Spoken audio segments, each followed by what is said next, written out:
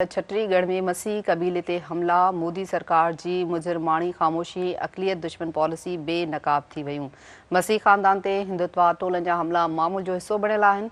संदन निशाने ते औरतूं ऐं ॿार आहिनि। द वायर मूजिबि हमलनि में मसीह बिरादरी खे ज़ोरी हिंदू मज़हब अख़्तियार करण ते मजबूर कयो पियो वञे। द वायर मूजिबि इनकार करण जी सूरत में खेनि तशद्दुद, बाइकॉट ऐं जला वतनी खे मुंहुं ॾियणो पइजी रहियो आहे। अव्हांखे अहम ख़बर नाज़रन सां शेयर करे रहिया आहियूं। छत्तीसगढ़ में मसीही कबीले ते हमला, मोदी सरकार जी मुजरमानी ख़ामोशी, अक़लियत दुश्मन पॉलिसियूं बेनकाब थी वयूं। इन हवाले सां मां ॿुधायूं पिया, मसीह ख़ानदान ते हिंदुत्व टोलनि जा हमला मामूल जो हिस्सो बणियल आहिनि। संदन निशाने ते औरतूं ऐं ॿार आहिनि। द वायर मूजिबि हमलनि में मसीह बिरादरी खे ज़ोरी हिंदू मज़हब अख़्तियार करण ते मजबूर कयो पियो वञे। द वायर मूजिबि इनकार करण जी सूरत में खेनि तशद्दुद, बाइकॉट ऐं जला वतनी खे मुंहुं ॾिसणो पइजी रहियो आहे। आगाह कयूं पिया। अहम ख़बर जे हवाले सां ॿीहर अव्हांखे अपडेट कंदा हलूं त छत्तीसगढ़ में मसीह कबीले ते हमला, मोदी सरकार जी मुजरमानी ख़ामोशी ऐं अक़लियत दुश्मन पॉलिसियूं बेनकाब थी वयूं।